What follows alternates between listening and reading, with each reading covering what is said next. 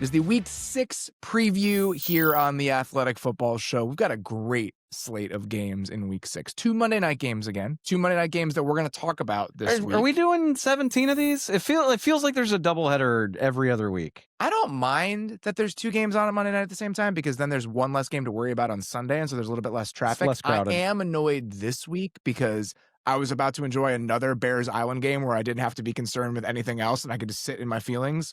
And now I have to pay attention to another game while that's happening.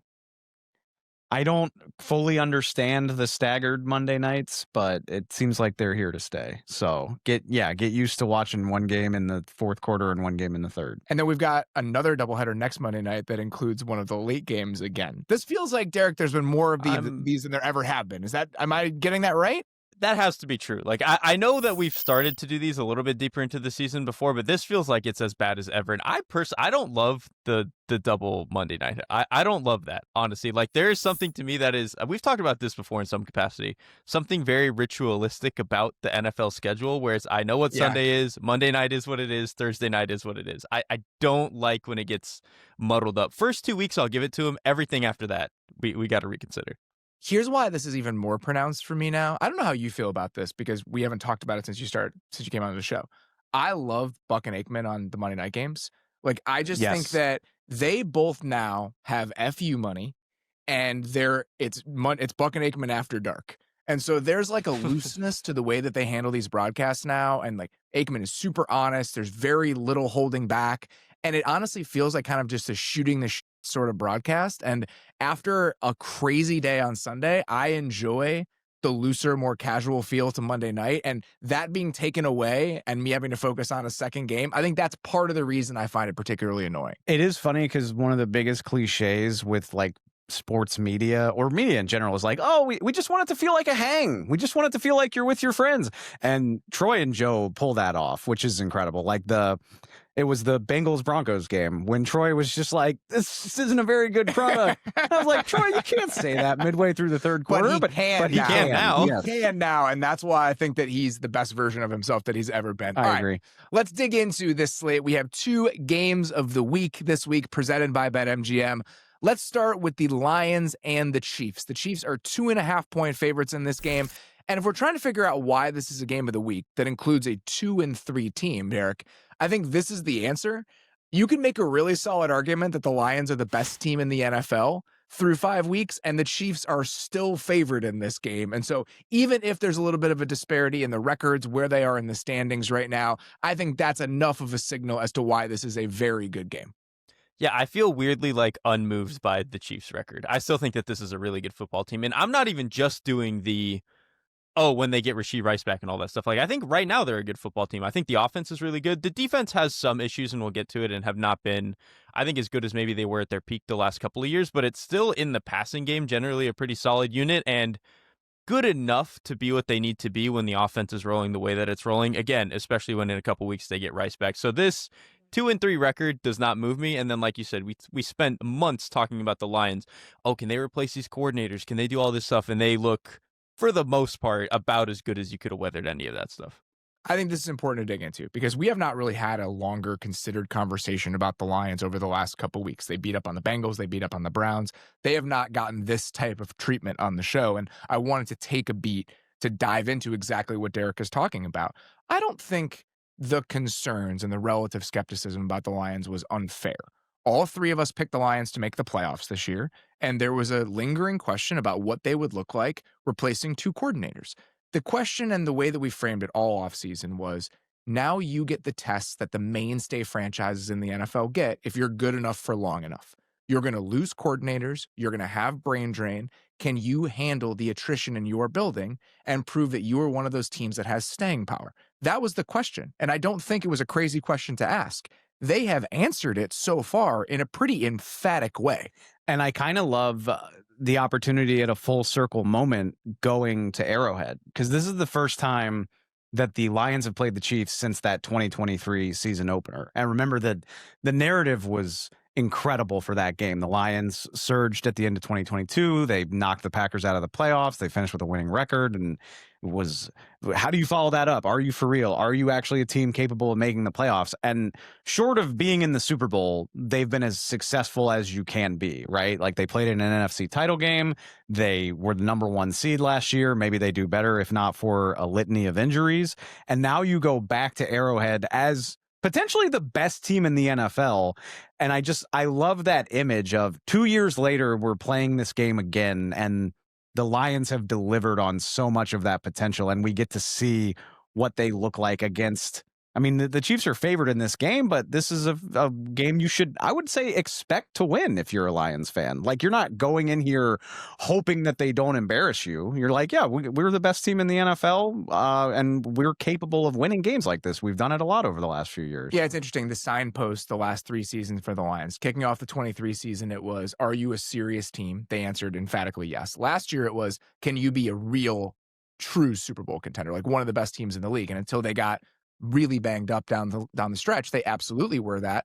And Derrik, this year it's, can you maintain this even when you're losing some of the component parts? And they have answered the bell again. And so this idea that we just kind of brought up off to the side a couple times over the last 90 seconds, are the Lions the best team in the NFL? Derrik, as it currently sits 5 weeks into the season, do you think the Lions are the best team in the NFL? Man, that's a great question.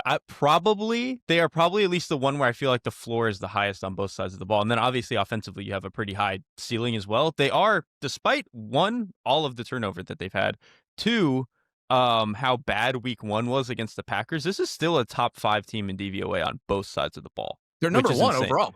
Yeah, like they are well, that's what I'm saying. It's not like heavily weighted by maybe just the offense is like carrying them. Like, they are, both sides of the ball are rolling. And I think offensively, like, it kind of makes sense that they've been able to keep a lot of it. Like, most of the players are the same, and so that has helped them a lot outside of a couple of changes along the offensive line.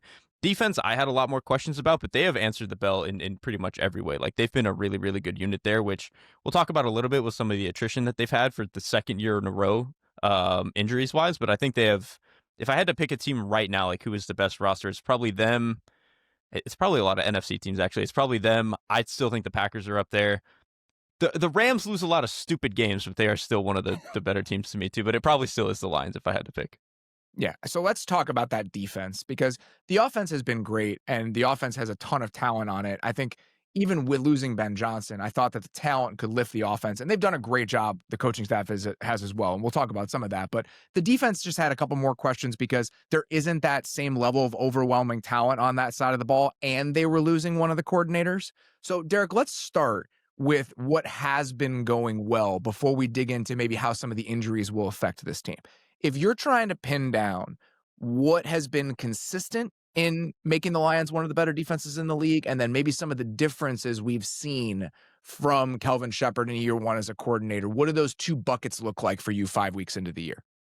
I think to me, the biggest thing is that, one, in terms of consistency and what this thing feels like, they are still a very, very good run defense unit, which is like, that was kind of the sell with them previously. Is with Aaron Glenn, it was a lot of, we're going to play base defense, we're going to load the box, we're going to do what we want on rundowns, and then when we get to like 3rd and 7, we're just going to play man coverage and be better than you. And so I think they've done a pretty good job in that sense, maintaining that identity.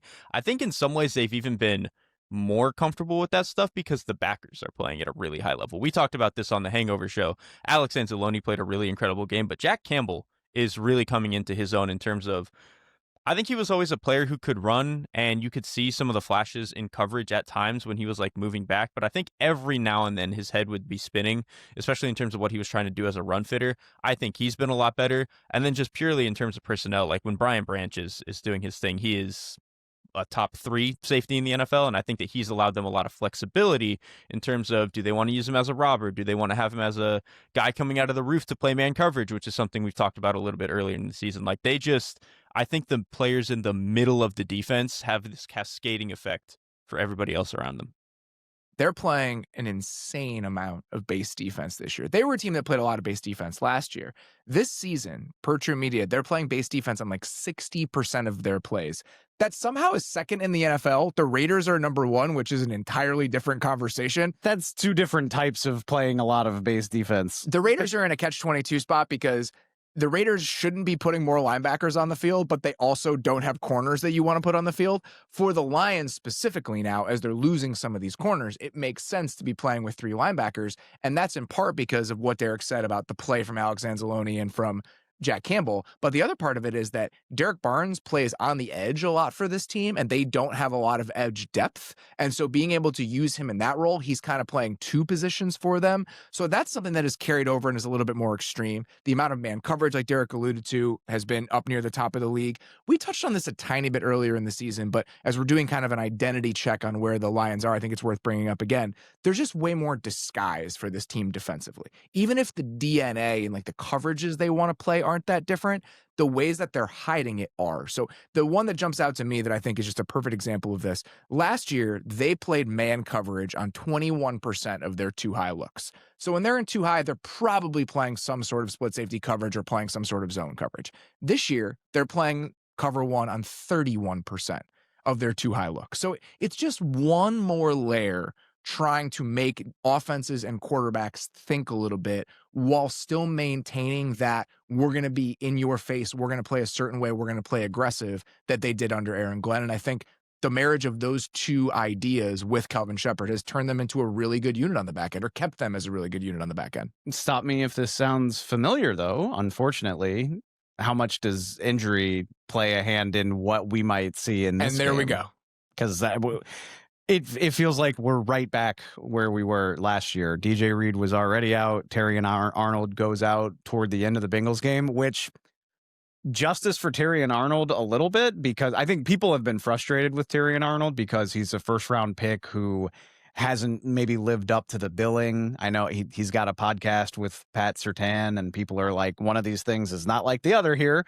But he went out against Cincinnati, and it immediately became apparent that he is a pretty good player, the way the Lions were giving up chunk gains to the Jake Browning Bengals. And now you're faced with the proposition of a cornerback trio of Amik Robertson, Rock Ya-Sin, and Avonte Maddox going into this game, which I like Amik Robertson a lot as a player, but that group in general, not my favorite place to be if you're going against Patrick Mahomes. And again, there may not be that much nickel if they're going to play as much base as they have. Also but what true. are the Chiefs going to do as a response to that, I think is a very good question.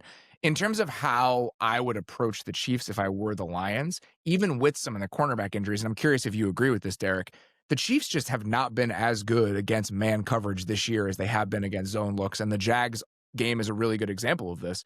Mahomes against the Jags, against zone coverage per next gen, 27 of 32 for 311 yards, 2 of 9 for 7 yards, and that pick 6 against man.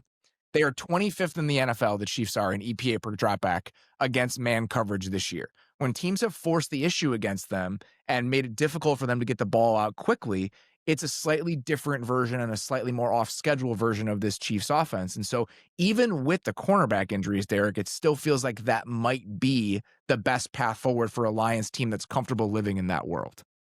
It might. I think to me in this instance, I wonder if they're going to play man coverage like that and try to delay the play for 2.5 seconds. Do you have enough of a pass rush to make good on that? Which I think has at times been a little bit of an issue for this Lions team outside of whenever Aiden Hutchinson can just beat up on a backup right tackle. So I think that could be a consideration. I will say, like, for as much as I think the Chiefs offense is good and has found ways to move the ball in a way that they hadn't last year, like specifically getting guys open down the field, still none of these guys are good one-on-one route beater. Like they just don't beat man coverage the way that you want. And then none of them are ball winners. Like at least in some other cases you can win against man coverage, not necessarily by separating, but at least just being bigger and better than the other guy. None of these guys really offer that. And like, not that Rashee Rice does necessarily when he comes back, but at least as like can bully someone on a slant route, he can do a little bit of that in a way that I just don't think any of the other guys on the roster can right now. So maybe they still try to get really chippy with him. I will say too, that's probably what you want to do with Amik Robertson. That's probably what you want to do with Rock Ya-Sin. I think especially Ya-Sin, you don't want him running. You want him, can we just muddy this up for 2.5 seconds? So maybe that's still the right call, but I don't know. I still feel like there's a chance for Mahomes to do a little bit of magic here. Speaking of the pass rush, I think it's worth mentioning that Ali McNeil likely going to be back for this game. That feels particularly important because while Al-Qadim Muhammad has been pretty good, I thought he was good at the end of last year. They kept him on the roster, and he's actually been pretty decent this year. Other than him and Aiden Hutchinson, there's been zero from this team's pass rush, especially on the interior. We knew that coming in. like the body types they had on the interior without Aleem McNeil and Levi Onwuzurike, those are not pass rushers. And so getting Aleem McNeil back to give them one more credible pass rusher feels really important considering the construction for the rest of this defense. Let's get to the other side of the ball. Derrik, the number one thing you are looking for when the Lions have the ball in this game is what? So I think to me what's interesting is that so I think there are two things that this could be weird for the Chiefs defense. One, they are a bad run defense unit right now, like really, really bad. They tried to bring back Derek Nadi after he signed like very briefly with the Jets. That has not really done a whole lot for them. And then we've talked about a lot of their depth issues on the edge and not being able to maybe rotate guys the way that they want. I think Chris Jones still has some moments, but is probably not playing his best ball. And then we've talked about the linebackers before. They fill very particular roles, and like Bolton is good between the tackles, but I think can struggle to the outside. So their run defense has been a little bit of an issue, which against the Lions on their best day is obviously going to be a problem. The other thing that's notable to me in this game is we've talked about the Lions. If you give them man coverage, good night. Like they're going to beat you, and Jared Goff is going to make those throws. Amon-Ra St. Brown is going to get open. The Chiefs are playing a little bit less man coverage right now, and again, that's because I don't think outside of McDuffie they trust their corners that much. They're playing 8 to 10% man coverage less than some of their previous years, just depending on which season you look at. They're at about 22% right now, which again I think is notable. Where I think even though I think the Lions offense is good and has answers for the blitz and stuff, we usually see the worst versions of Goff if you can just catch him with a weird simulated pressure or something like that. And I do think the Chiefs have been leaning a little bit more on that and some of their press coverage stuff, as opposed to just we're going to get in man and run with you 4 or 5 extra times a game. Feels like this is one of those games just based on the construction of the Chiefs front specifically. Reminds me of the way that the Lions approached the Ravens game, where there was nothing complicated about the run game. Like, we weren't going to give you run throughs. We weren't going to give you any opportunities to play downhill. We were going to play downhill at you.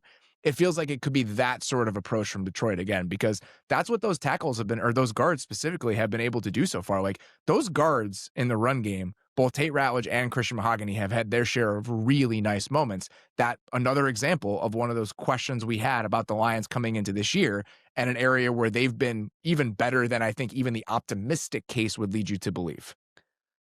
Yes, completely fair. And Derrik brings up a very interesting point that I've been thinking about watching the Jags game back. And we talk about this in context of the Chiefs all the time, but it applies to Chris Jones specifically, where I just find myself thinking, like, at what point do you think something has changed for Chris Jones? The way that, at what point do you worry about the Chiefs? Like, I'm far from being worried about the Chiefs.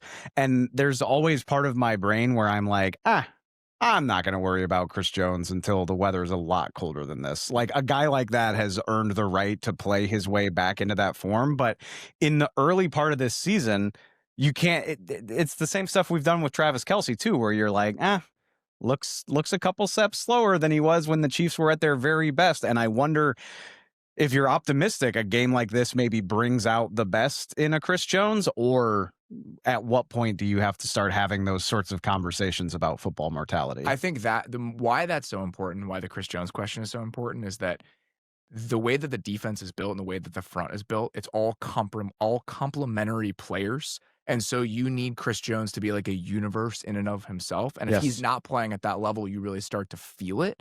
And I think the lack of just high-end talent on this team, Derrik, extends into the back end as well. Like, you watch this team in the secondary right now, and we've talked about their struggles with Shamari Connor as their nickel over the last couple of years. He's still playing there. Trent McDuffie was a star when he played inside. He's now moved outside. Like, aren't that many difference-making players, especially on the third level of this defense. And I wonder how that looks against the Lions, because if they're going to be in nickel looks with Shamari Connor inside, and the Lions are in any sort of 11 personnel with Amon-Ra St. Brown in the slot, like, that's just such a definitive win for the Lions. It just feels like the Chiefs might have to turn a slightly different direction. Like, they had Roland Wallace inside and some other looks with McDuffie still outside. They have been hesitant to put McDuffie in the slot. And so I just feel like that's another area where the Chiefs defense is kind of outmanned coming into this game. That, to me, the whole McDuffie thing feels like it's just such a good example of, or I think that to me is what paints the picture of why this defense doesn't feel as good as it did at its peak, like maybe 2 years ago. Because when they were at their peak, McDuffie was in the slot, and he was maybe the best nickel corner for a very brief period of time when he was the nickel guy. Now that when they have moved, I mean, with the way that Jones is playing, I think McDuffie is their best player. And so when he's not even playing in the position that you want him to be playing in, I think that's why you feel the defense being what it is. And we've talked about the safeties before. I think you see some good moments for them, but the defense asks so much of their safeties. And I think sometimes the way that those guys are fitting in the alley from depth can be a little bit of an issue. And some of the disguise stuff that they want to do, they're not able to get into quite as much of it as they could when maybe Tyrann Mathieu was there or Justin Reed was there, and those guys could handle that a little bit more. So I think you're seeing the deterioration there, and then the cornerback stuff, which we've talked about a million times, of them they've tried to throw like all of these low-level dart throws at the corner position to try to fix it, and just none of them have really worked out. And I know they'll get Christian Fulton back this week, but I don't know how much that moves me at this point. I don't know how much it moves me either, but I do think it's noteworthy. And I think of Christian Fulton, and I'll be interested to see how well this ages against a team like the Lions. But Christian Fulton is a pretty prototypical CB2 in the sense that, like, he can be the guy that frustrates you and does his job. Like, kind of like what I just was saying about Terry and Arnold, where, like, he might draw a holding flag and give up a couple catches a game. But guess what? All CB2s in this league do that. If Christian Fulton can do that, if he's healthy enough to be viable at his job, I really want to know if that pushes Trent McDuffie back into the slot. And is that something Steve Spagnuolo is willing to do? Or how do they play this with a healthy Christian Fulton? I don't know. It just doesn't feel like they want to do it. They feel committed for whatever reason. Doesn't feel like they want to do it. And so I think that just might be the answer. If they don't do it this week with a slot god receiver, and I know Amon-Ra St. Brown's been playing more outside than he ever has, but he still plays a ton in the slot. Like, if it doesn't happen this week, then that's a whole different conversation. And if I'm a Chiefs fan, I'm probably starting to get a little existential with it, where I'm like, all right, so we're just going to keep hammering square pegs into round holes all season long? Like, what are we doing? And so this matchup is very intriguing to me for that reason, where you should be healthy enough to throw a curveball at the Lions if that's what you want to do. Not even throw a curveball, just put your best player back where he's really good. Not that he's not good outside. You know what I mean? I think what they have available to them makes this interesting for me, especially against a player as good as Amon-Ra. Get to our next one here. The 49ers at the Bucks, our other game of the week. The Bucks are minus 3-point favorites in this game. Both of these teams are 4-1, despite enduring a lot of injuries over the first 5 weeks of the season. I mean, what the Niners have been able to do with a backup quarterback, but also no George Kittle, no Ricky Pearsall last week, no Brandon Ayuk. We have injuries along the offensive line where you got a backup in there, and then everything that they've been dealing with on defense without Nick Bosa. Like, the schedule has been favorable, but I think the Niners deserve a lot of credit for staying the course over the first 5 weeks of the year. And then the Bucks, obviously, where their offensive line was in tatters for the first 4 weeks. Last week, it's hard to even keep track of how many defensive backs are out and which guys are and are not on the field. So the fact that both these teams are 4-1, pretty impressive. Where I wanted to start this from a big picture level, every once in a while, we'll get done with a recap show on like a Monday, Thursday, Sunday night. And I'll wake up the next morning and I'll be like, oh man, like, that's the conversation about this right now? Like, that was so far away from my thought process. It's why we didn't talk about it immediately afterward. And for me, Derrik, last week with the Niners, that was that somehow in the aftermath of that win against the Rams, there was like a little bit of a groundswell online about like a quarterback controversy with Mac Jones, and like the fact that Mac Jones has always been this, and now we're really realizing it. Mac Jones has been good for the Niners. Like, what they are asking him to do, he is more than capable of doing it. I think the way he's playing on time, the way he's playing with anticipation, like, it's impressive to watch him operate the offense given what Mac Jones is. I just feel like we all have the collective memories of a goldfish. Like, Brock Purdy has played 1.5 games essentially since last season. He played week 1 and then he played hurt in a game before they put him back on the shelf. Did we just forget the fact that Brock Purdy was like the best version of himself all of last year and is capable of all the things Mac Jones does and also a lot of things Mac Jones is not capable of? And did we forget that we've seen backup quarterbacks do this in this system before? And like that's the thing, is like Mac Jones played well, but there was no part of this where I was like, man, this makes the Niners a better team. They just had a good game plan versus a good. This was to me the other thing. I think if there's any area that Mac Jones is a little bit better than Brock Purdy, it's that throwing 1 to 10, the ball comes out a little bit faster and he's a little bit more accurate in that area. the way to beat the Rams, the way that they play with all their zone coverage, is to just pepper them underneath the way that he did. And he did a really good job of it. It was just like perfect game plan came together. He played a nice game on an island, which is obviously the other thing. Like, if he did this on a Sunday, nobody really would have cared. Like, he played a good game, but we wouldn't be having this conversation. So it's all of that. And then, yeah, like, Brock Purdy, the only instances we've seen him this year, one against the Seahawks, where week 1 against a very good defense, stupid stuff happens. He was okay. And then he plays against the Jaguars, where he was clearly not healthy. Like, that was very obviously not a healthy quarterback. He couldn't drive the ball. He did not look comfortable in the pocket. And so when those are the only 2 games we've seen, and then Mac Jones he played a pretty good game on that Thursday night. It's like we've forgotten what this offense can look like sometimes they can do this at stretches. This is not to detract from what Mac Jones did, because I think that Mac Jones, what was asked of him in that game, the anticipation he was playing with, even on throws outside of the numbers, like, you just felt how in tune he was with what he was being asked to do. And that's not surprising. I remember talking to Sam Darnold last offseason just about his experience in San Francisco and how it kind of reframed the way that he saw NFL offense and the way that he saw a quarterback's role within an offense. And that staff and the way that that system works, they do a great job of kind of reteaching you how you're supposed to see certain progressions. Like, the New England system, let's not take into account the year in Jacksonville. The New England system is not the sort of pure progression offense that we see from the Niners. And so guys who are dropped into it and have good decision-making skills and can get rid of the ball quickly, they realize, like, oh man, this is incredible. Like, what a great way to play the position. I'm not surprised that Mac Jones has taken to that, but I still feel like we're talking about a couple regular season moments where when you get into the playoffs, you need some of the playmaking. You need some of the higher end stuff that Brock Purdy is going to be able to give you. And so I'm just a little bit surprised that anybody is having this version of the conversation right now.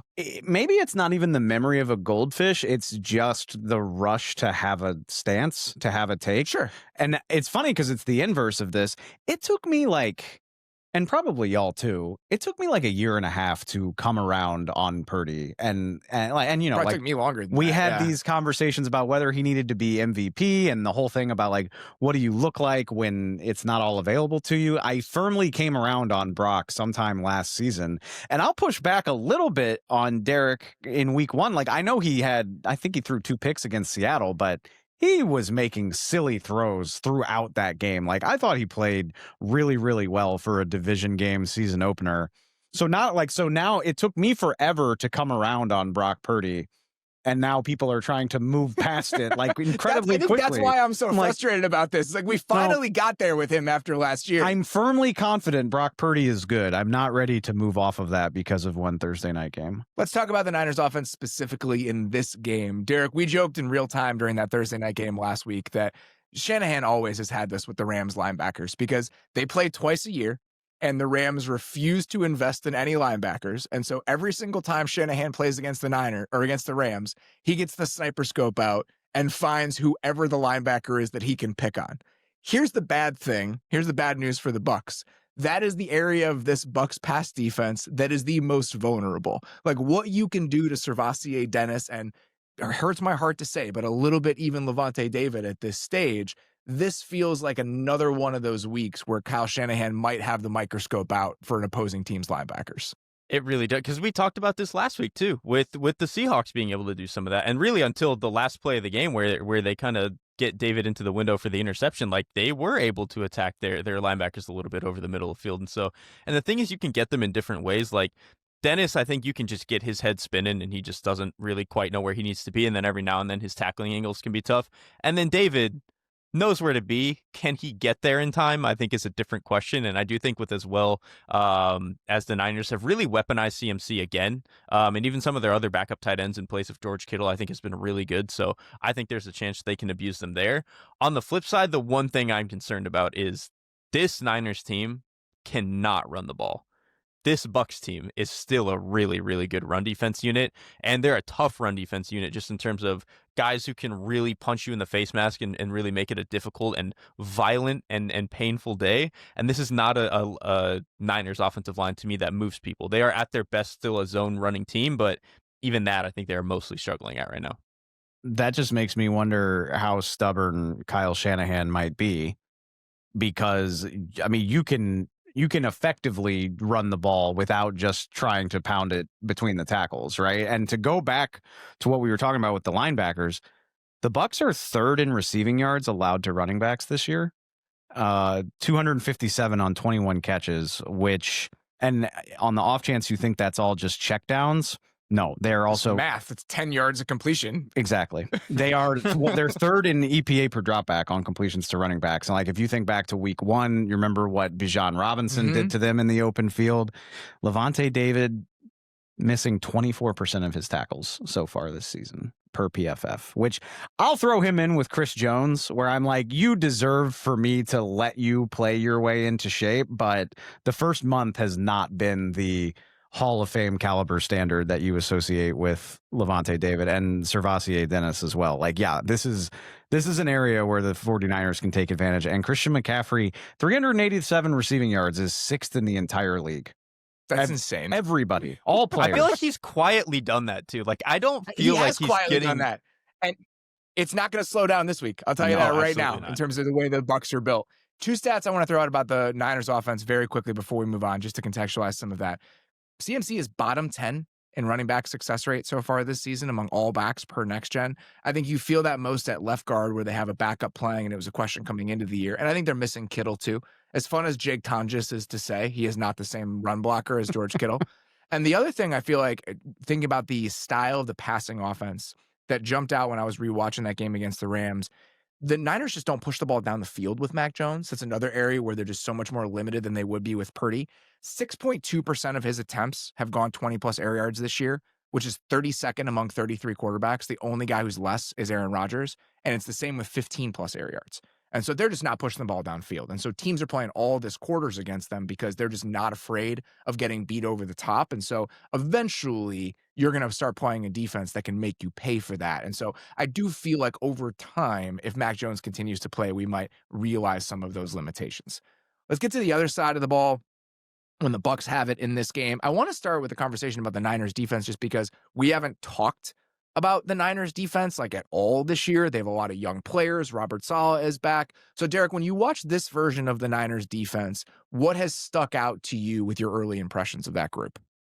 I think in some ways it's been what you thought it would be with Robert Saleh. Like, this is a guy that he loves his quarters, especially on early downs as like a base call. They are the only team running more quarters on first down than them is the Arizona Cardinals. Like, they're running it at almost a 30% clip on first down. Like, this is their base. Let's make sure we have everything right call. Another thing that is interesting to me is that, like, front-wise, they do some weird stuff, and then also at other times do no weird stuff. Like, so on some of their, like, very short yardage situations, 2nd and 1s, 3rd and 1s, whatever they are, they'll put, like, 3 or 4 defensive tackles, bigger bodies on the field to defend that stuff. And I think it's just that it's kind of an acceptance of, like, all right, we don't have pass rushers right now. Let's just make sure we can stop the run, and then we'll pray that the coverage holds up behind it. So they'll do some weird stuff in that sense. But, like, mechanically, they don't do anything interesting run fit wise. Like, they don't really fire backers the way that other teams do. They don't send a whole lot of, like, blitzes, especially on early downs. They're a very, like, we're just going to hope that the speed that we have up front can create enough penetration. And I think they're all well coached enough to do that. But I think that has been kind of my early impression of this team. And I think it's generally worked out for them. For them to even be a league average defense after what they were last year, pretty good success, especially with a lot of young players. You know what I hate for the Niners, watching some of their games back, is if they weren't the Niners, like if they didn't have a seat at our championship table, if they weren't a team that we expected to push for the division and make a playoff run, I'd be so excited about this defense. Yeah. Because they loaded it with young rookies, and like they're going to make mistakes, right? Like Mikael Williams has been so fun to watch, but he's not really pressuring the quarterback. Upton Stout plays like a maniac. Like, he's so fun to watch, but he's a 3rd-round rookie. He's going to make 5 or 6 big mistakes in a game. Like, we were talking about it before the show. Against the Rams, there were like 2 or 3 snaps where you can see him realize in the moment that he's lost. It's actually more than 2 or 3, but yes.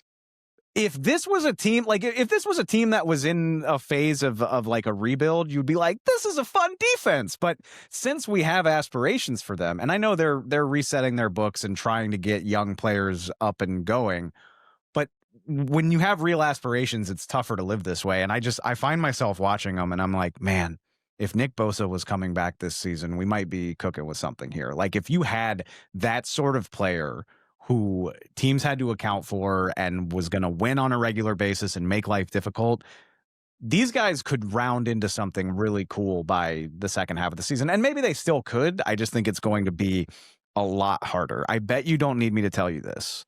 2 of the 10 worst single game pressure rates this season are the Niners games since Nick Bosa got hurt. You could feel it when you watch them. Wow. Like Bryce Huff is giving them a little bit of juice when he's on the field. Other than that, the best pass rusher on this team, and he had a couple nice moments against the Rams last week, is Yetur Gross-Matos, who's got a little pop to him this year. And who's hurt. And he's hurt. And that's even when he's playing inside is when he has some of his best moments. And so there's not a lot happening on the edge. Mikael Williams has been good against the run. He's had some nice moments there, but he's not really affecting the quarterback. And I agree with you, the defensive backs. Like there are some guys where I think it'd be a little bit more disappointing. Like I'm trying to figure out how I want to say this. I'm enjoying watching them, even if they're negative players for the defense a lot of the time right now. You can love imperfect players. That's okay. I think that's one of my favorite parts of the job is actually loving players who are not perfect.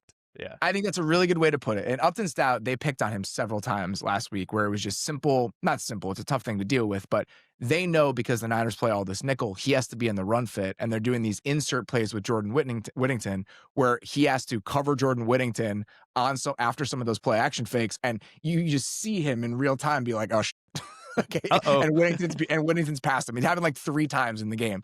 And then Marquise Siegel, Marquise Siegel's our 5th round pick that's currently starting at safety right now, and Parker's Malik Mustafa's hurt. I wouldn't be surprised if he continued to play even with Mustafa coming back. But there are plays where he's just flying off the roof when they're in too high, making plays at the line of scrimmage against the run, and then he gets lit on fire on 2 deep completions deeper into that game. And so it's a little bit on either side with some of these young DBs, which you'd expect. Yeah. But when you're a team that has playoff and championship aspirations, the urgency starts to creep in a little bit. Yes, I'm excited about what they could be, but they're in the unfortunate spot where it needs to be better if they're going to meet the organizational aspirations. And I have my doubts about that. I'm curious to see how Robert Saleh answers it, really. I mean, Mikael Williams could become more as a pass rusher as the season goes along. He's really fun to watch. Yeah. I think the hype on him looks justified after 5 games, but again, I think he's got 1 quarterback hit, no sacks. Like he's not that part of his game. He's always going to be a better run defender early on than it was going to be a pass rusher. Exactly. That was always going to be the case. I know blitzing is not Saleh's thing, but when he has tried it, opponents are completing 68% with 7 touchdowns. There's no answer here. I don't know how you get better at it without Bosa. How easy the completions were to the back every single time the Rams blitzed in that game was something I absolutely noticed. Just a couple injury things to take into account with this game before we move on. It sounds like Malik Mustafa will be back. Jamel Dean is limited after missing last week's game, and I think that's important. Like there were a lot of Kindle Vildor snaps for the Bucs defense last week without Benjamin Morrison and Jamel Dean, so that's big. And then he played last week, but want to at least acknowledge it. Having Tristan Wirfs back in the fold is so enjoyable. He was Tristan Wirfs. Like first game back, looked like Tristan Wirfs.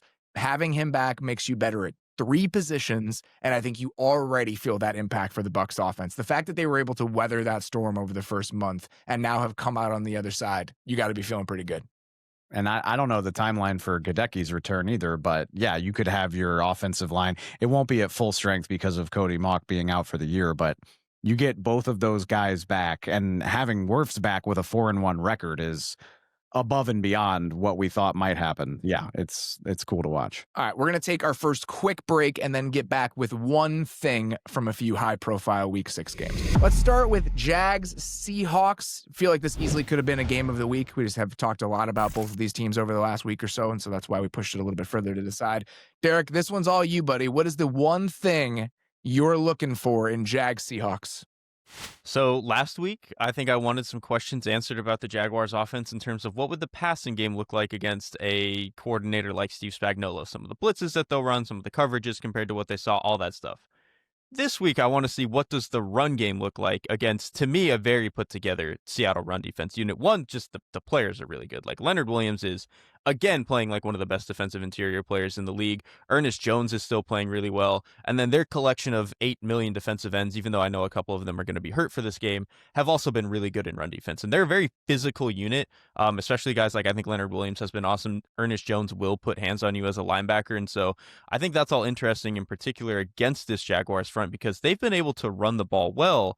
But they've been able to run the ball well because they do a good job of moving people with some of their motion. Their guys know where to go in terms of like getting off of combo blocks and stuff on all their zone stuff. And so they've been like a well-coached unit, and ETN has had a couple of pop runs, but they don't move people. They still struggle. If you can get a hand in their chest, they are guys who can lose at the line of scrimmage immediately. And so I just wonder what that looks like against the very physical and put together Seattle run unit, especially we just talked about the Niners, to me, are not a defense that mechanically does a lot of interesting stuff in the run game. Like, they don't really fire backers. They don't really do that much stunting outside of the edges every now and then. Seattle will move pieces around and really force you to think and test your rules as a run blocking unit. And so I'm just kind of excited to see which of those units is a little bit more patched up.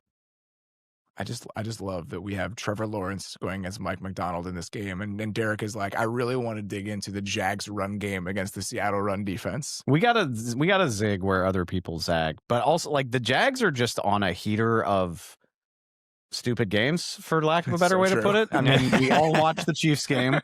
The Niners game, we talked about how silly that was. It's back a couple weeks after that, but the Bengals game, how, with everything that's happened since then, how weird does that result loom? And you Jags fans will tell you you're a DPI on the final drive away from potentially being unbeaten in Jacksonville. I mean, the winner of this, I think both of these teams, rightfully so, are getting some positive pub right now, but the winner of this game might be like the spotlight team next week where everybody's like, holy look at the Jags. Look at the Seahawks. Yeah, these are like famous last words, and I hesitate to even say this. I believe a little bit more in what the Seahawks have done down to down than I do with the Jags. Do you think that's fair? Like the fact that I have more ingrained faith in who the Seahawks have been 5 weeks into the season? That doesn't sound crazy to me.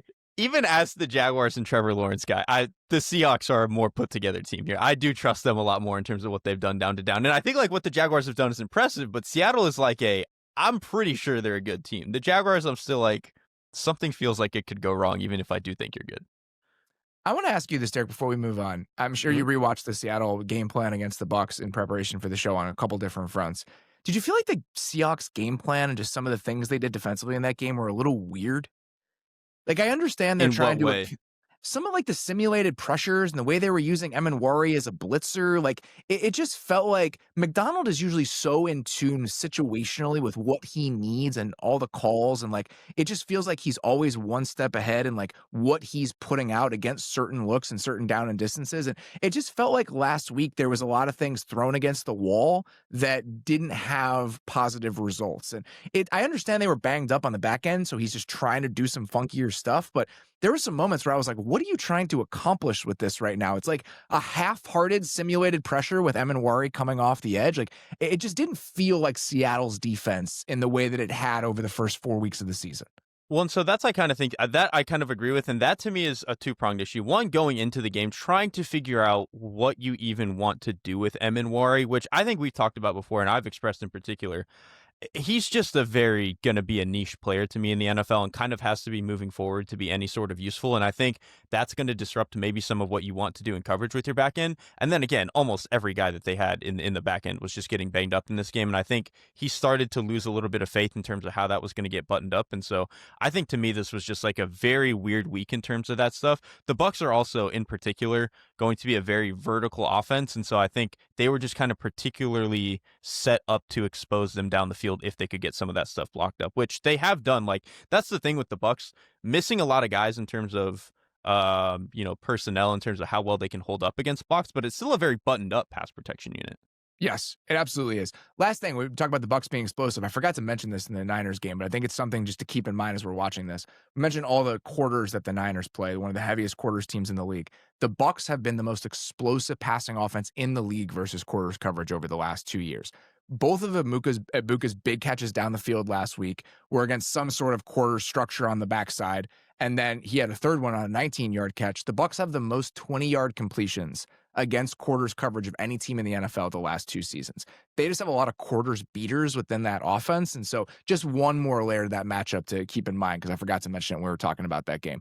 Let's get to our next one here. One thing from Bears Commanders. I was going to start this conversation with, I was making fun of Derrik, and then I was going to do the same thing. I was going to lean into. Yeah, that's a good point. You're no better.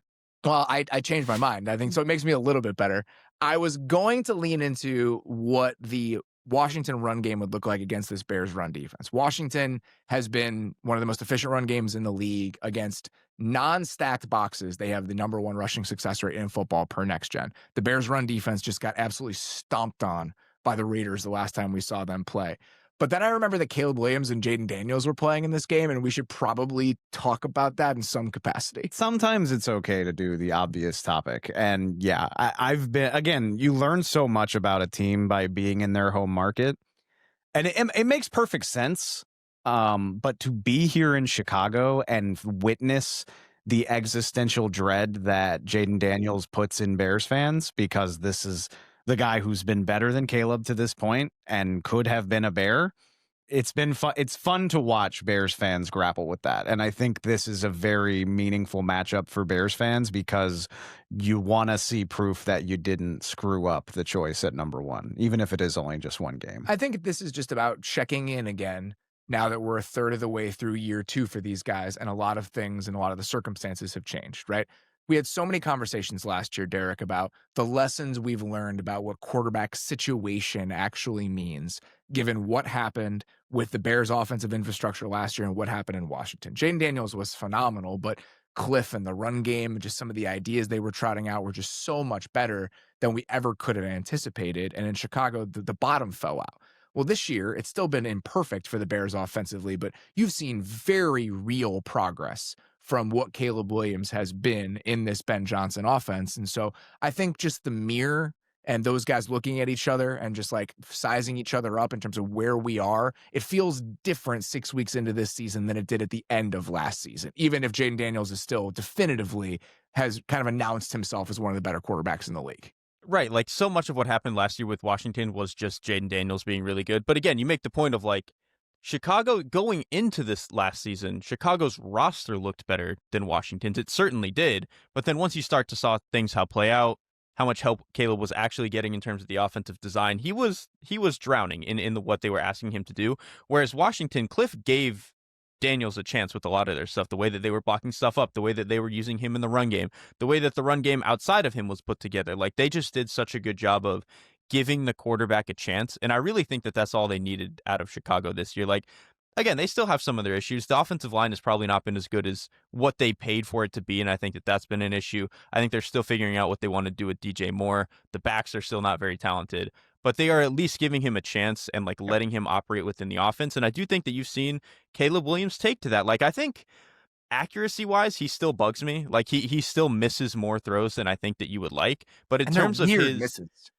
They are right. So many bizarre misses still. Like, a lot of the throws, like to the flat and check down throws that he just dirts, is like just one of the weirder aspects to watching him still. And I think part of that is every now and then he just gets like, he just speeds himself up a little too much to make the throw, and it comes out a little bit too fast. And again, I think that's something that a year or two from now, he can just, when he gets more reps, he's still a young player, that stuff can sort of start to calm down. But I do think for now, like within the structure of the offense, you've seen him be better of going 1, 2, 3, actually triggering on the ball. Because we've talked about this before. I think last year he saw the field well. He just didn't believe it when the throw was there and wouldn't take it. And now he's actually taking it. And so I think that that's been huge. And I also do think he's been a little bit more confident making plays outside of the pocket in a way that I think for whatever reason last year he was just a little bit hesitant to do it, but he's been better of going a little bit back to what got him drafted first overall in the first place. And then you see that how that plays into the sack avoidance, which has just been such a huge difference in his game. I mean, the fact that he's not getting sacked at an astronomical rate, in part because he's willing to pull the ripcord a little bit quicker, that's been a huge point in this Bears offense not being a train wreck. Specifically with this game, just one thing on each side of the ball that these quarterbacks are going to have to work through. Washington, I think the best version of them, and they really leaned into this last week against the Chargers, some of the simulated pressures that they use, and they did a good job of doing that last year. And so I think challenging the Bears pass protection with maybe a couple new starters along the offensive line. We'll see if Darnell Wright is back. We'll see what they end up doing at left tackle now that Braxton Jones has kind of been benched, if it's going to be Theo Benedict. And so there's things to take into account there. And I think the Bears, if you look at the numbers, they've had some really nice splashy moments against man coverage this year. I still want to make Caleb work for it. And I think some of those simulated pressures can do that. On the other side of the ball, I still maintain that I want to play man coverage against Washington. Like, if he's going to beat me with his legs every once in a while, fine. But I just think this Washington offense, from the pass-catching talent, Deebo Samuel's missing practice, Terry McLaurin is still banged up, and just the way that they structure the passing game. Like, you watch them play against the Chargers, they have all of these designs where they have these 4 strong looks, and they're overloading and flooding these zones. They have answers against zone coverage, and he's just throwing into these huge windows. I want to make him make tight throws, given that those pass catchers. And the Bears will do that. The Bears this year on non-blitzes have played man coverage, cover one, on 30% of their snaps. That is the second highest rate in the league. And I think getting Kyler Gordon back, being a little bit healthier on that side of the ball, and maybe trying to account for him as a scrambler by pushing the pocket, using some of those big, long bodies that you have, that's how I would approach Washington in this game, even if I think it's a pretty uphill battle. This is a week to do it. I mean, injury stuff famously ages terribly, but if Deebo's not practicing, Terry McLaurin dealing with something as well. I mean, we've talked about how much you don't love the receiving options behind Terry McLaurin when everything else is going well. So if it's depleted or even not at full strength, I hesitate to call it an advantage with what Jaden Daniels can do, but I would be interested to see somebody have the guts to play him that way. I think it could be fun to watch. I would, because again, the scrambling stuff terrifies you. But one, Robert, I think you made the point. He's going to do that anyway. Like, almost no matter what you do. Even if you put eyes on him as a zone defender, like, he's probably a better athlete than whoever you are anyway. So what does it matter? Yeah, everybody says like spy the quarterback, and then well, you got to run him down. Yeah, you got to catch him. It doesn't matter if you can see him. Yeah. The idea that if they're playing more zone coverage and TJ Edwards is watching him, it's going to matter. I don't really care about that. I would think just play a little bit stickier all the time. Last one here, Dave. Bills-Falcons. What is one thing you're looking for in this one? I just want to know who the Falcons are. It's a fair question. Does that feel off base to y'all? No. Because, like, every year there are a couple. They lost 30-0 to the Panthers 2 weeks ago. Do you realize? And I know they were off. So it happened during their bye week. But during their 3 weeks ago, I guess, the Falcons rose to number 1 in defensive DVOA over their bye week. They are the number 1 team in defensive DVOA. They were top 5 going into the week off. They're also 21st in offense. So they sit middle of the pack in DVOA overall. The defense has had some nice moments, like James Pierce Jr. looking like a player. The rookie DBs, we've talked about them on this show, Xavier Watson, Billy Bowman, looking good. But do you feel like you have a good grasp on how good that unit is, specifically considering, okay, they got Baker week 1, and he diced them up, and the Bucs won that game at the buzzer. Since then, they've played J.J. McCarthy, Bryce Young, and Marcus Mariota. Yes. Like, is that an accurate screenshot of what the Atlanta can do? Conversely, the offense is very similar in the sense of they're all over the map in terms of how well they play. Like, Michael Penix Jr. in week 1 and week 4 was top 10 in EPA per dropback and success rate. And then in weeks 2 and 3, he was bottom 10, including the 30-0 performance against Carolina that led to that quote where he was like, I just have to throw to the open receiver. And to his credit, by the way, he really did it against Washington, for whatever that's worth. I think I didn't see a ton of that game because it was a noon game. There was other stuff going on that weekend that we didn't talk a lot about it on the recap. And then y'all did it on the Hangover show.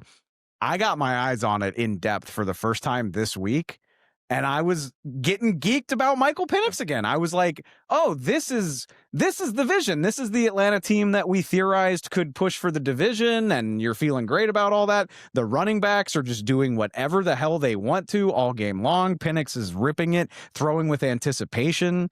He had a couple throws over the middle in that game. Even the interception, I mean, he got picked off, but I kind of liked the audacity where he tried to float it over Mikey Sainristil and just lost, basically. But he was doing everything you want a young quarterback to do in that game. And then you remember, like, oh, but Atlanta game or the Carolina game, happen. And I don't know what to make of this team. And I love that they're playing the Bills, because we can sit here and we can pick the Bills apart. We can talk about their defense being underwhelming. We can talk about the receiving options stepping up. We still know that they're the Bills, and they are consistently going to deliver and be one of the better teams in the NFL. And so I love that this is a litmus test against one of the league's most consistent teams over the last 5-6 years. And just show me something. Play the good football. Call the touchdown plays against Buffalo in prime time. I would like to see it. I'd like to see how much of that carries over into a big spot, because right now I don't know what to do with the Falcons. It's a very good test on both sides of the ball, because I think this Bills offense is a good test for anybody. And so I think we're going to learn a little bit about the Falcons defense against a more real NFL offense than the ones they played against. And I think on the other side of the ball, it's a good test for Michael Penix. Like, the Bills have issues against the run. I think that's going to be what Atlanta leans into in this game, and it should be. But the Bills, we watched that Washington game back again, and Derrik and I talked about this in the moment. The communication issues that Washington has while playing zone coverage against some of those motions, like, they're just not that buttoned up in that area. The Bills are very buttoned up in that area. They use more disguise than anybody else in the league. They're still a very comfortable zone-heavy team. And I think that's going to force Michael Penix to be working through a lot in that game. And so I think they're going to lean into the run game as the engine of that offense, because they should against Buffalo. But I think in terms of the passing game and the defense, this is a good week for us to learn a little bit more about them. And I would go as far as to say I don't even care what the result is. I don't need the Falcons to win this game. I just want them to play competent football. I would like this to be a fun, watchable game, a close game. Put your best foot forward, and I, even in a loss, I think that would be a positive development and something fun to learn about the Falcons if they can do it. All right, we're gonna take one more quick break here, and then come back and spend a little bit of time on Sicko Street. Each week, we like to pick a few games that might not seem overly appealing at first glance, and talk about why these might be worth watching. A couple notes before we get into the games from this week's slate. It makes me sick that in week 6, we're just not talking about Rams-Ravens on this show. But what would we say? Lamar's not playing. It seems like the Ravens are probably going to lose to the Rams and be 1-5 6 weeks into the year. We'll talk about that in another way a little bit later, but that's my personal Sicko Street this week, is the fact that we're not talking about that game. The other one, we, I think, do a very good job on this show of trying to tell you why each team has merit. Right? Why this team is worth watching, why you should be interested in this. We do it in the division previews. We try to extend it as just a general vibe all the way through the season. I'm telling you right now, if you are not a fan of either of these teams, or even if you are, do not watch Titans Raiders.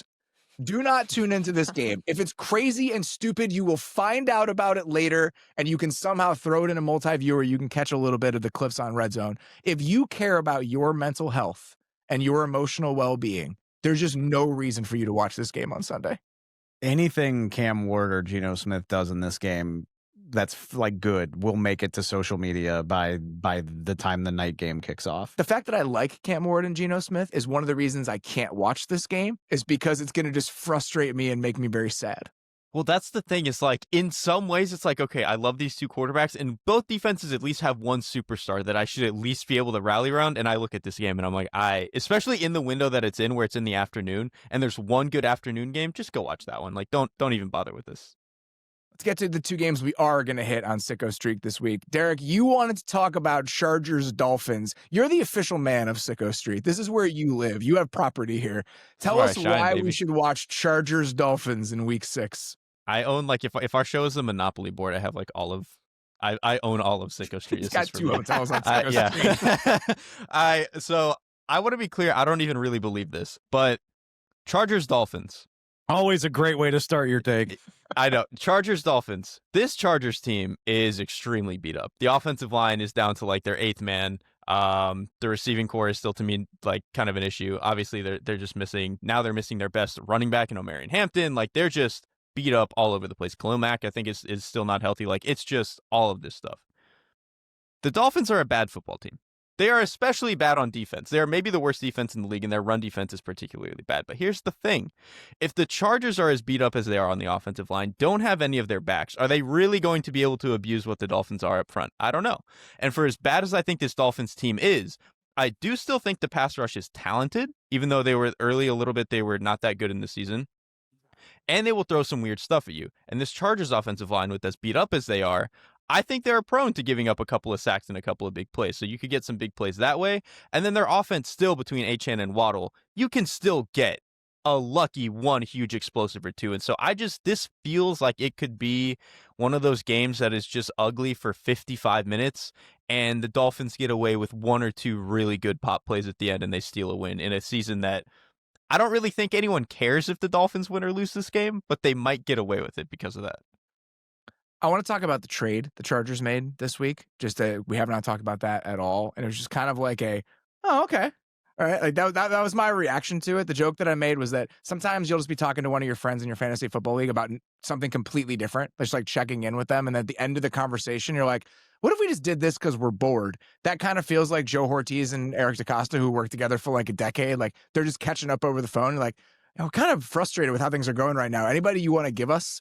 That's kind of what this trade feels like. The fact that the Chargers are just willing to roll with Tony Jefferson and now Elijah Molden at safety probably speaks to how competent Tony Jefferson has been. But I think that part of it is kind of fascinating. Obviously, the Ravens secondary is completely beat up. And so now you have another startable safety to bring into the fold in Gilman. And then with Odafe Owe going back to the Chargers, Derrik, this team had issues with their edge depth before the season, and that's before Khalil Mack even got hurt. So even with Tui Tuipulotu playing pretty well for them, they absolutely needed another edge body somewhere along the way if Mack is going to be out for a while. And so I think in terms of personnel and what these teams need, it does make sense on both sides. And the Chargers now the Ravens save a lot of money because Owe was playing on that fifth-year option. I think it was $13 million. And so they're saving a pretty good chunk of change over the rest of the year. And like the thing with Owe is he's obviously not delivered on what he was supposed to be as a prospect, but he at least in theory has some pop in a way that like Tuipulotu is a good player, but he to me is more of a technician, kind of muddy stuff up, really good run defender. And I think even Murphy behind him is a little bit of that type of player. So at least to have someone that in theory they can just say, hey, go pin your ears back and go do something, I think makes a little bit of sense for them. The other trade that I wanted to hit just very quickly, obviously Joe Flacco gets traded to the Bengals this week. We have not talked about that at all.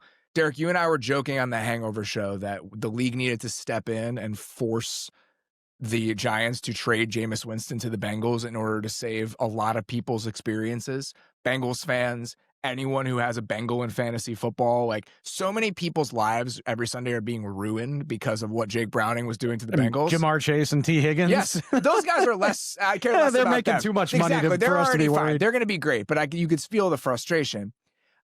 This isn't as good as Jameis, but I will allow this. This is an acceptable solution because Joe will put it up there and he will put it in the general vicinity of the very good pass catchers. And that is enough for me, at least in the short term. How he'll do behind that offensive line, we don't have to touch on that. But this is good enough for me to give it the old rubber stamp and watch the Bengals more than I would have with Jake Browning. Well, and so that's the thing. I do not think Flacco is equipped to handle this offensive line, but neither was Jake Browning. The negative plays were going to happen no matter what. And so if Flacco can if the 50-50 balls can at least be more accurate than whatever Jake Browning was doing, especially against the Lions, honestly, that's enough to make this team like halfway watchable. And 6 months from now, when the Steelers sign Joe Flacco as their insurance policy heading into the draft, he'll have the whole set. Set him up on the bookshelf. The collector's item, the whole AFC North. One more game on Sicko Street here. Cowboys-Panthers. This is all you, buddy. Why should we watch Cowboys-Panthers on Sunday? This feels like cheating, to be honest with you. Like, if we're being real, calling this a Sicko game, like, if I've got to sell you on watching this, I wonder how much you love football, because this has some real potential to be a banger. And I know these aren't good teams. Neither team has a winning record, but there is a lot of potential for the type of football people like to watch. Like, this could be a Big 12 game. You know, like Baker Mayfield, Patrick Mahomes, 2017, 2016, 63-59, whatever the score of that game was. Dallas is a top 5 offense in the NFL. It's largely because Dak Prescott is playing at an all-pro level, maybe the best football of his career. And their run game has been really good. Exactly. Their running game is also the most efficient in the league, second in success rate, first in rushing yards over expected, lowest percentage of stuffed runs in the league, which, again, considering how many injuries they've had on the offensive line is wild. And then you've got the Panthers going against a Dallas defense that is abysmal. So even if we're not like 100% sold on the Bryce Young renaissance after the second half against Miami, I mean, this is a Dallas defense that leads the league in passing yardage allowed, 30 explosive passing gains on the year. 56% of throws against the Dallas secondary have been to an open man, which leads the league.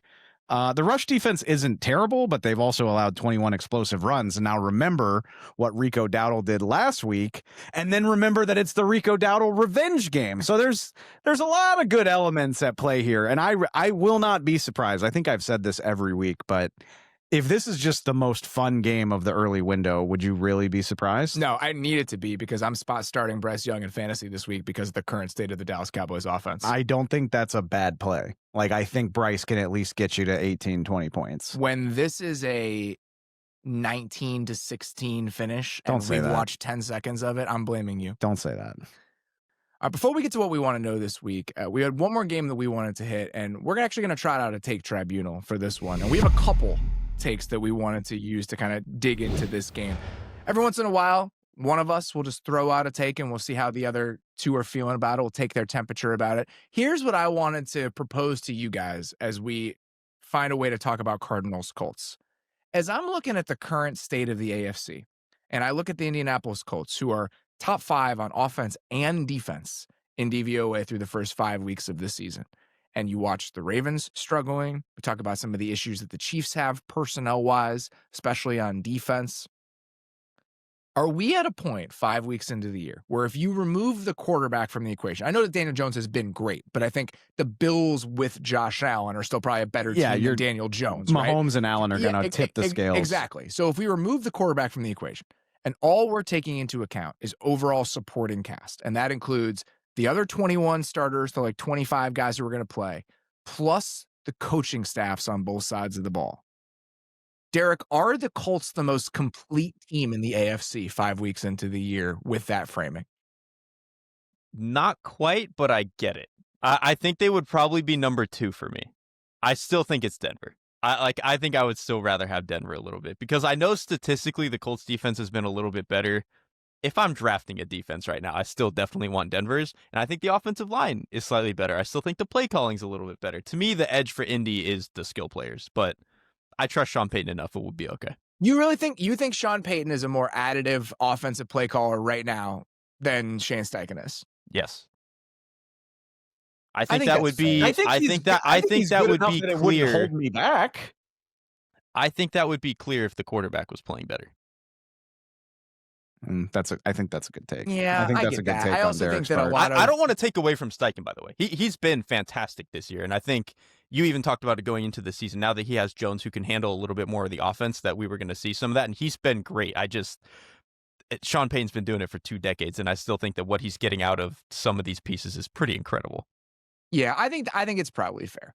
When you look at the defensive personnel for the Colts, I think there's still enough holes that give you pause about that group. We talked about that other outside corner spot, that other off-ball linebacker spot. The front is solid, but it's not the group that the Broncos are bringing to the table. I think part of the reason that I may be pushing this a little bit is that I think Lou has done a really good job with that group so far through 5 weeks. I think Steichen's done a fantastic job, and I'm probably been like poisoned by how good the pass catchers and the skill position players look for the Colts, right? Like, I'm probably overweighing that, where the Broncos offensive line is a better group. But when you just consider like what Jonathan Taylor has been, what Josh Downs has been, what Alec Pierce has been when he's been healthy, what Tyler Warren has been, and the job that Shane Steichen has done with that group and with Daniel Jones, that has so much weight for me. But if I'm taking a step back and I'm taking a breather, it still probably is the Broncos. Can I answer your take with a take that I was formulating when I knew we were going to talk about this?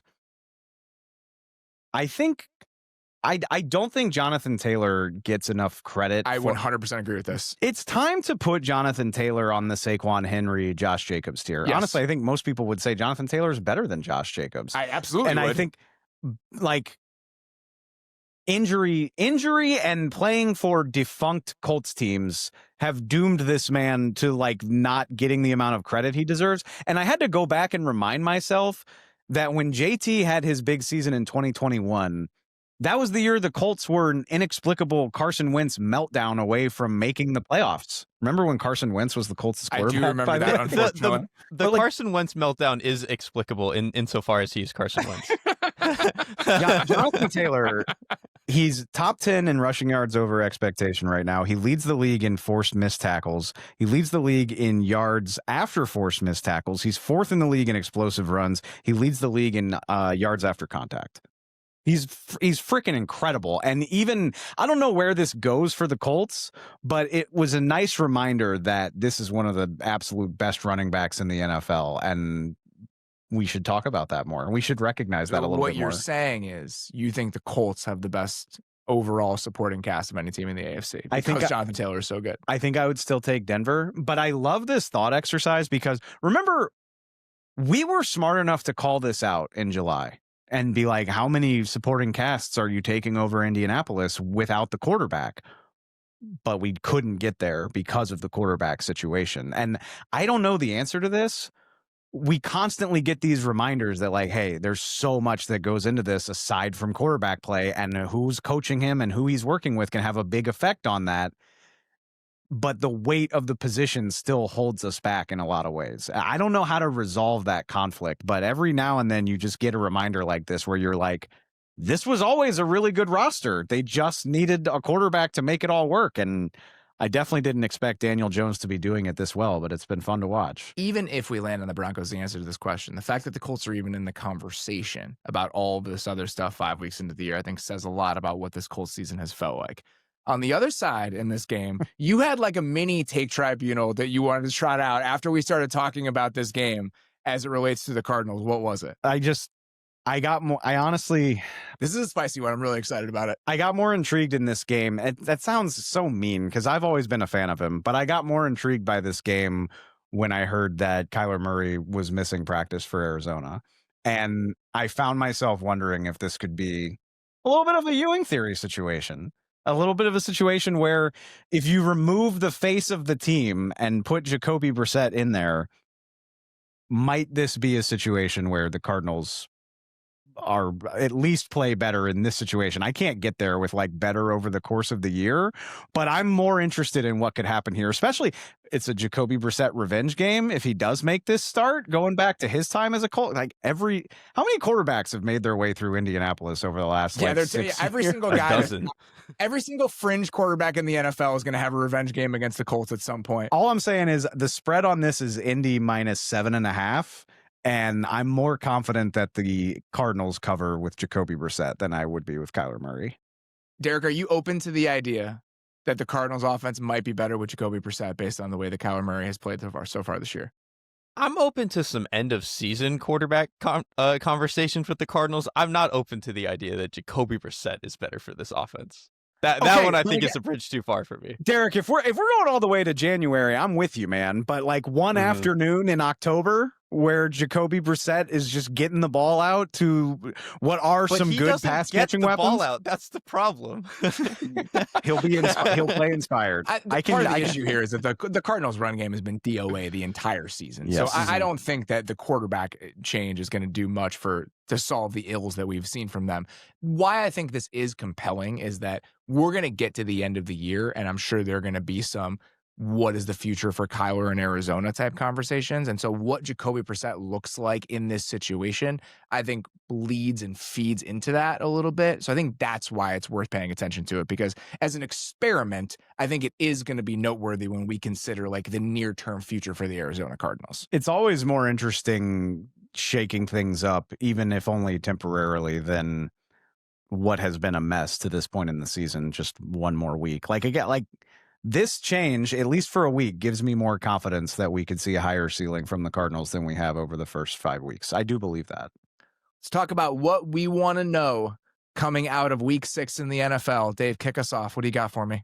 Derrik touched on this with Sicko Street. and I hate to be the guy that speculates on job security, but with the vibes coming out of Miami, I'm just curious. I'm curious how close we are to the late night Adam Schefter, Ian Rappaport notification as it pertains to Mike McDaniel. And this feels like a situation where we could be getting close to the brink. And I think because nobody had super high expectations for the Dolphins coming into the year, I think if it's even like, I think it's fair to say that it's gone under the radar, like how bad some of this has been. Like we remember the week 1 game against Indy where they just got wiped off the field like a bug on a windshield. Late game special teams disasters and a Tua pick sink you against New England. They played well against Buffalo, but another Tua pick sinks you against the Bills. You beat the only winless team in football in a disgusting Monday nighter, and then you blow a 17-0 lead against Miami. Like it has been an ugly against Carolina. Against Carolina. Sorry, ugly start to the season. And now Derrik laid out the case for how the Dolphins could win this game, and this feels like a situation to me where they either rally and play a really good game, even if they don't find a way to win. Like you rally behind your coach, knowing that the stakes are a little bit raised and people are speculating about Mike McDaniel's job security, or you play the type of game that forces ownership's hand and we get a late night news notification. Like I do think this is the type of situation we're in. And if it's not this week, it could be in the next 2 weeks. And so I have a close eye on how that game plays out, because I do think it kind of matters. Also, every single time he's at a podium right now, he just feels so beaten. He looks defeated. This is, I mean, it's a job where like it ages you pretty quickly unless you're Pete Carroll. And so the fact that Mike McDaniel used to be so bright-eyed early in his tenure in Miami and now looks like he does every time he stands up there at the lectern, I think says a lot about how this is all going. I don't know if they have to win, but they have to look like a competent football team. I think that's important. What do I want to know coming out of week 6? Are the Steelers going to win the AFC North 6 weeks into the season? Like, is that going to be something that happens? It kind of feels like it, doesn't it? We're looking at the standings right now. We just said, so Lamar Jackson very likely is not going to play against the Rams. The Rams are a good team. The Texans have not been a good team over the first month, and they beat the out of the Ravens last week. I feel pretty good that the Rams are probably going to beat the Ravens on Sunday if Lamar doesn't play and something crazy doesn't happen. So if that happens, and the Steelers beat a Browns team where Dylan Gabriel is making his second start, and the Bengals lose with Joe Flacco against the Packers, which all seems like it very well might happen, the Steelers will be 4-1, the Bengals will be 2-4, and the Ravens and Browns will be 1-5. The Steelers will have like a very real inside track to win the division. It might just be over 6 weeks into the year, and I don't even know if the Steelers are any good. Okay, but what if Joe Flacco does the double on Green Bay? What if he does it again? Do we know if that's ever happened where a player like on different teams has beat the same team in the season? I'm sure we'll find out on Sunday. Yeah, somebody has to have this ready to go. But we should have looked that up. That would be insane. That's all I got. Like, I'm just curious, is this going to be over? Is the AFC North going to be over? The Steelers are, it's just amazing, like, how they continue to do this over and over and over again. And it's always slightly different, right? It has the same general vibe, but there's always like one little wrinkle about why it feels different. What if I told you in August that the Steelers might have to decide like rest versus rust? Like, we locked up the 4 seed 3 weeks ago. Like, does Rodgers need reps or not? Steelers are putting Rodgers on ice in week 15 because they're 6 games up in the division race, but are nowhere near the top seed in the AFC. That's exactly what it feels like is going to happen. Derrik, I can't even believe we're about to do this. What is this is what I want to know coming out of week 6. I mean, this could have been Sicko Street if we're being honest. But so my answer here is a lot more granular and a lot less overarching than all of what you guys have. Listen, we haven't talked about the international game at all, and so I'm going to do that a little bit. The Broncos have only really used RJ Harvey against really bad linebackers, and they did that definitely against the Bengals. The Jets' second and third level of the defense is very bad right now. And so I kind of just want to see how much Sean Payton plays with this new toy here. You need help. I probably.